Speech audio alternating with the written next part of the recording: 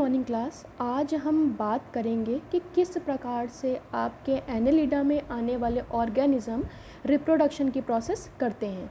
जैसा कि हमने अपनी प्रीवियस क्लास में बात की थी या एक नए फाइलम की बात की थी हमने, जिसका नाम था आपके एनेलिडा। एनेलिडा में जैसे हमने बात की थी कि आपके अर्थवर्म आते हैं और हमने लीचेस की बात की थी, यानी किस प्रकार के ऑर्गेनिज्म आते हैं, कौन से आपके पैरासाइट हैं, कौन से आपके नॉर्मल ऑर्गेनिज्म है और उनके क्या कैरेक्टरिस्टिक हैं या किस प्रकार से उनका स्ट्रक्चर है, उन चीज़ों के बारे में बात की थी। आज हम बात करेंगे कि किस प्रकार से फाइलम एनेलिडा में आने वाले ऑर्गेनिज्म रिप्रोडक्शन की प्रोसेस करते हैं। जैसा कि हमने अपनी प्रीवियस क्लास में ही बात की थी रिप्रोडक्शन की, कुछ चीज़ें हमने तब भी डिस्कस की थी। जैसा कि अर्थवर्म आपका हर्माफ्रोडाइट है। हर्माफ्रोडाइट यानी मेल और फीमेल आपके एक ही ऑर्गेनिज्म में पाए जाते हैं, या कह सकते हैं मेल रिप्रोडक्टिव ऑर्गन और फीमेल रिप्रोडक्टिव ऑर्गन एक ही ऑर्गेनिज्म में होते हैं। यानी कह सकते हैं टेस्टिस भी आपका सेम ऑर्गेनिज्म में होगा और ओवरीज भी आपकी सेम ऑर्गेनिज्म में पाई जाती हैं। तो हम रिप्रोडक्शन की प्रोसेस स्टार्ट करते हैं अर्थवर्म में।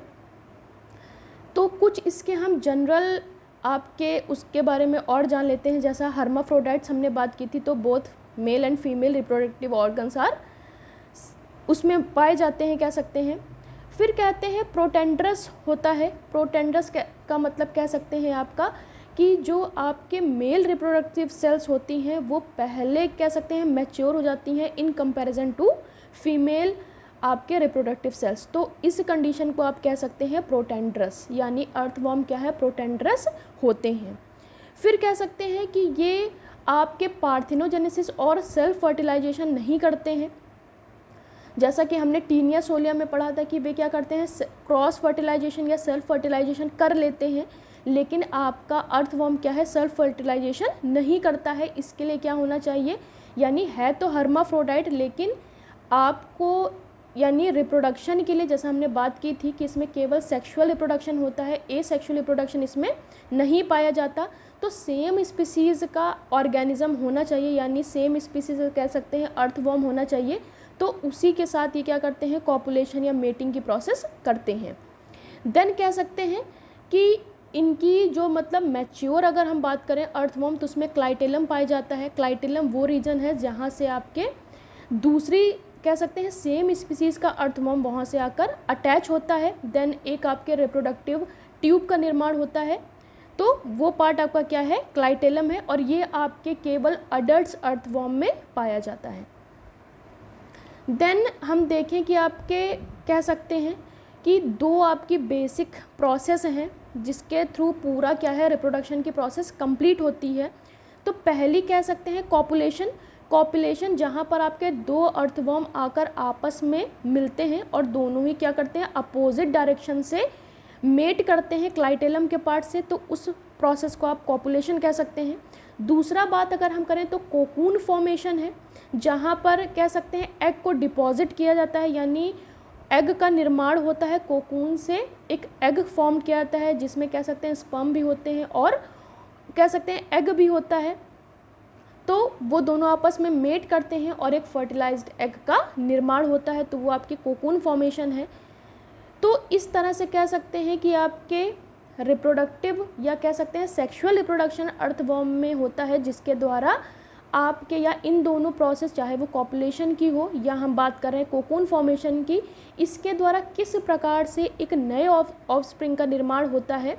तो ये कंप्लीट प्रोसेस आपकी अर्थवर्म का रिप्रोडक्शन कहलाती है। नेक्स्ट हम देख लेते हैं, अगर मेल रिप्रोडक्टिव ऑर्गन्स की बात करें तो उसमें कौन कौन से आपके ऑर्गन्स सम्मिलित हैं, कह सकते हैं। तो पहला कह सकते हैं टेस्टिस, देन आपकी टेस्टिस सैक, देन आपके स्पर्मेडुकल या स्पर्मेटिक फनल्स होते हैं, फिर आपके सेमिनल वेसाइकल्स पाई जाती हैं, देन आपके वैसा डिफरेंशिया, देन प्रोटेस्टेट ग्लैंड्स होती हैं, देन एक्सेसरीज ग्लैंड्स भी पाई जाती हैं। तो ये सभी हम कह सकते हैं कि आपके मेल रिप्रोडक्टिव ऑर्गन्स में आते हैं। नेक्स्ट अगर हम फीमेल रिप्रोडक्टिव ऑर्गन्स की बात करें तो ओवरीज होती हैं, ओवरीज में आपके एग्स होते हैं, देन ओविडिकल फनल्स होती हैं, देन ओविडक्ट्स होती हैं, और कह सकते हैं स्पर्मेथिका ये भी पाई जाती हैं। तो कह सकते हैं ये सारे आपके क्या हैं, फीमेल रिप्रोडक्टिव ऑर्गन्स हैं।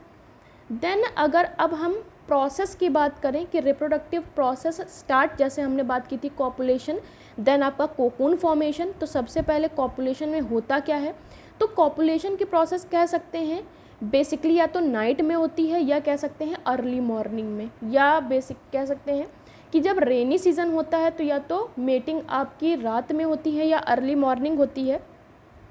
और ये पूरी प्रोसेस यानी मेटिंग या कॉपुलेशन की प्रोसेस आपकी 1 आवर तक चलती है। और दोनों ही अर्थवॉर्म यानी कॉपुलेशन के ज़रूरी है कि सेम स्पीसीज़ के आपके 2 अर्थवॉर्म हों जो आपस में आकर क्या करते हैं, मेट करते हैं। दोनों ही अपने अपोजिट डायरेक्शन से आकर मेट करते हैं और क्लाइटेलम वाले पार्ट से अपने आप को अटैच कर लेते हैं। फिर अगर हम कोकून फॉर्मेशन की बात करें तो कोकून फॉर्मेशन में क्या होता है, ये आपके ओवरीज क्या होती हैं, मैच्योर होती हैं। तो अब क्या है, जो भी आपका क्लाइटेलम वाला पोर्शन था वहाँ से आकर जब ये अटैच हो जाती हैं तो क्लाइटेलम एक प्रकार का कह सकते हैं कि लिक्विड सिक्रीट करता है, जिससे आपके एक ट्यूब का निर्माण होता है। ट्यूब का या कह सकते हैं एक कोकून यानी क्लाइटेलम के आसपास क्या करती है, एक कोकून लाइक स्ट्रक्चर बनने लगता है। कोकून लाइक स्ट्रक्चर बनता है तो उसमें कह सकते हैं कि वो धीरे धीरे हार्ड होने लगता है और एक कह सकते हैं कि आपका एक स्पेरिकल या ओवल शेप का एग लाइक स्ट्रक्चर बनता है। अब उस एग लाइक स्ट्रक्चर में आपके स्पर्म भी होते हैं और ओवरी से जो एग रिलीज हुए होते हैं वो भी होते हैं, वो आपस में मेट करते हैं और एक एग का निर्माण हो जाता है। तो इस तरह से कह सकते हैं कोकून का फॉर्मेशन होता है। अगर इसको हम डायग्रामेटिक या पूरी एक अर्थवॉर्म की लाइफ साइकिल देखना चाहें कि किस प्रकार से जो सेक्सुअल रिप्रोडक्शन कंडक्ट करते हुए अर्थवॉर्म क्या करता है, एक नए ऑफस्प्रिंग का निर्माण करता है, तो हम यहाँ पर देख सकते हैं कि सबसे पहले आपका एक अडल्ट आपका अर्थवॉर्म है। अडल्ट अर्थवॉर्म रिप्रोडक्शन की प्रोसेस स्टार्ट करता है तो अपने ही जैसी एक स्पीसीज़ के साथ वो क्या करता है, कॉपुलेशन की प्रोसेस करता है और कॉपुलेशन की प्रोसेस में क्लाइटेलम वाले पार्ट से जाकर वो अटैच हो जाता है। देन उसके बाद कोकून फॉर्मेशन होता है। कोकून फॉर्मेशन में क्या है कि एक जैसे हम स्नेक में देखते हैं कि उसकी वो अपनी लेयर क्या करता है, धीरे धीरे रिलीज़ करता है, तो कोकून भी क्या होता है, क्लाइटेलम वाले पार्ट में उसको कवर्ड कर लेता है, क्योंकि क्लाइटेलम से ही क्या होता है कि एक लिक्विड सिक्रीट करता है। अब यहाँ पर क्या है कि जो भी ओवरीज से आपके एग्स हैं और आपके जो टेस्टिस से स्पर्म है वो रिलीज़ कर दिए जाते हैं इसमें, और फिर कोकून और एग केसिंग में contain a few to dozen of eggs. अब क्या है, इस कोकून में हम कह सकते हैं कि कई आपके एग्स क्या होते हैं, इसके अंदर होते हैं कई सारे एग्स, यानी केवल एक एग नहीं कहेंगे। अब इस कोकून के अंदर बहुत सारे या आपके दर्जन की कैटेगरी में क्या है, यहाँ पर एग इसके अंदर होते हैं।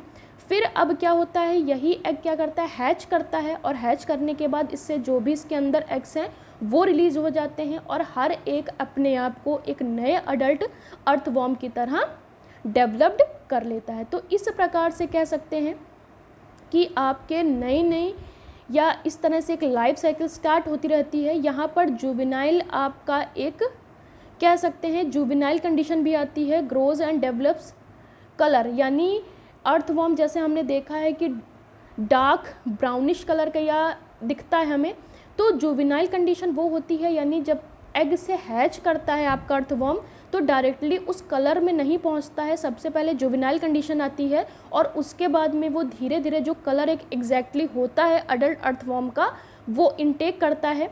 देन उसके बाद अपने आप को एक और कह सकते हैं कि जुवेनाइल कंडीशन में उसमें क्लाइटेलम नहीं होता है, जैसे हमने भी पहली बात की कि क्लाइटेलम आपका केवल अडल्ट अर्थवॉर्म में पाया जाता है, यानी जब प्री मैच्योर आपका अर्थवॉर्म होता है या कह सकते हैं प्री मैच्योर कह सकते हैं या जुवेनाइल कंडीशन में जब अर्थवॉर्म होता है तो उसमें क्लाइटेलम नहीं होता है। क्लाइटेलम केवल हमें अडल्ट अर्थवॉर्म में दिखता है। यही पहचान है कि अडल्ट और हम इमैच्योर आपके अर्थवॉर्म को डिफरेंशिएट भी कर सकते हैं। तो इस प्रकार से हम कह सकते हैं कि अर्थवॉर्म अपनी सेक्सुअल लाइफ साइकिल को कंप्लीट करता है और किस प्रकार से नए ऑफस्प्रिंग का निर्माण करता है। Thank you class.